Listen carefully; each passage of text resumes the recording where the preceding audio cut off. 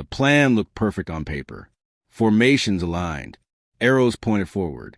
A European system imported into tropical heat. To the foreign trainer, the Philippines was raw potential waiting to be organized. To the players, it was home turf shaped by improvisation and instinct. 90 minutes would decide which philosophy survived. No one expected the match to unravel a blueprint built on certainty. He arrived from a respected academy in Europe, hired by a Manila club eager for structure. The board wanted discipline. Sponsors wanted results. The trainer wanted control. In his first press briefing, he spoke about efficiency, positioning, and modern football intelligence. He believed the Filipino squad had heart but lacked tactical maturity. His assignment was simple: rebuild them into something recognizable. Training began at sunrise to avoid the midday heat. Cones were placed with mathematical precision. Movements were rehearsed until muscle memory replaced spontaneity. Wingers were pulled into defensive roles. Natural strikers were repositioned as wide forwards. Midfielders were instructed to hold shape rather than roam. The trainer saw this as evolution. The players felt something else shifting beneath their feet. Among them was Rafael, a forward raised on dusty barangay fields where creativity decided survival.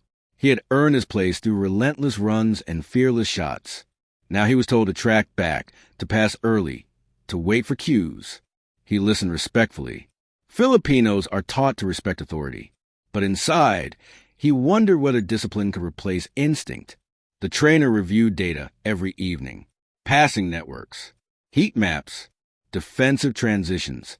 The numbers reassured him. Ball possession improved. Structure tightened. Errors decreased in scrimmages. He presented the statistics to the board with confidence. "This is modern football," he said. The directors nodded.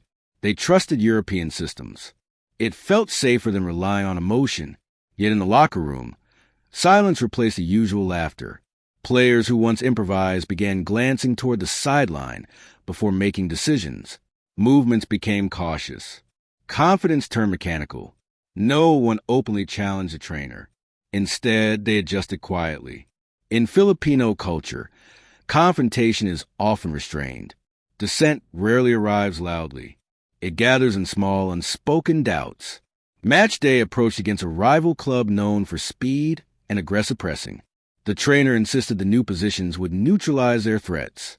"Trust the system," he told them. His voice carried conviction. He believed clarity eliminates fear. The players nodded. They wanted to believe him. But belief built from instruction feels different from belief grown from identity. Hours before kickoff, the stadium in Manila filled with anticipation. Families waved small flags. Children wore jerseys with names stitched across their backs. For many supporters, football was not business strategy. It was community. The crowd expected fight, not diagrams. They had followed these players for years. They knew their strengths instinctively. In the tunnel, Rafael adjusted his shin guards and stared at the grass ahead. The new formation required him to begin deeper on the flank. He felt restrained before the whistle even blew. Still, he reminded himself that discipline might unlock something better. Respect came first. Performance would follow. The whistle sounded. The system unfolded exactly as designed. The defensive line held compact. Midfield triangles rotated precisely. Possession remained controlled. For 15 minutes, the foreign trainer allowed himself a quiet nod. It looked organized. It looked professional. It looked correct. Then the opponent pressed higher. Speed exploited hesitation. A misplaced sideways pass led to a turnover. The rival striker broke through space that existed only because a natural defender had been shifted forward. The first goal came quickly. The trainer gestured urgently from the sideline. The shape, he insisted, was still right. The players attempted to recover composure. They maintained formation, resisting instinctive runs. But the rhythm felt unnatural. When Rafael received the ball wide, his instinct urged him to cut inside aggressively. Instead, he recycled possession as instructed. The crowd murmured. They sensed restraint. A second goal arrived before halftime. Confusion lingered in small moments. A midfielder unsure whether to press. A winger uncertain about tracking. Structure had replaced intuition, But in the heat of pressure, uncertainty grew. The trainer's notebook filled with corrections. On the field, doubt deepened. In the locker room at halftime, the atmosphere was heavy, sweat mixed with silence. The trainer spoke firmly about discipline and patience. He emphasized adherence to roles. He believed deviation would invite chaos. His words were measured, logical, yet something remained unresolved. Raphael finally spoke, carefully choosing respect over defiance. He did not question authority directly. He described how the field felt, how certain spaces opened only when they trusted natural timing. He spoke for the team without claiming leadership. It was not rebellion. It was an appeal to shared purpose. The room waited for the trainer's reaction. Authority often responds defensively when challenged, but he saw the exhaustion in their eyes.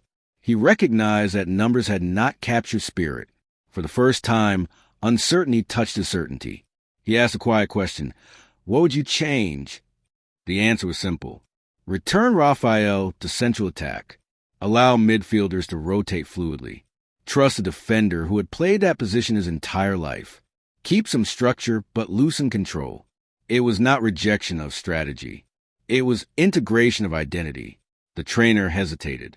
Systems define reputations. Abandoning one mid-match risks credibility, yet clinging to it risks defeat. In that narrow locker room, authority faced humility. He erased part of his tactical board. He told them to play with awareness, but follow instinct when space appeared. When the second half began, the change was subtle but visible. Raphael drifted centrally, sensing gaps before they formed. Midfielders communicated freely rather than waiting for signals. The defense pressed with familiar confidence. The structure remained, but it breathed. The first Filipino goal came from improvisation, a quick interception, a through ball delivered without hesitation. Raphael struck cleanly past the goalkeeper. The stadium erupted, not because the play was complex, but because it felt authentic. It reflected years of street games and community tournaments distilled into one moment. Momentum shifted. The opponent struggled to predict movements no longer bound tightly by diagrams. Filipino players combined discipline with spontaneity. Passes became sharper. Runs became fearless. Confidence returned like oxygen filling lungs that had been constrained. The equalizer emerged from a set piece, ironically designed by the trainer weeks earlier. Structure still mattered. Preparation still mattered. But this time, instinct determined the final touch. The balance between imported method and local understanding found equilibrium. With minutes remaining, fatigue threatened both sides. The trainer no longer shouted constant corrections. He observed. He trusted. The players responded with courage rather than caution. Authority had shifted from control to collaboration. The winning goal arrived in stoppage time. Raphael drew two defenders before releasing a teammate into open space. The shot struck the net cleanly.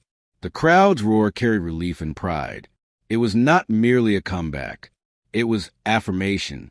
The final whistle sealed a result few expected after halftime. Cameras focused briefly on the trainer. He did not celebrate wildly.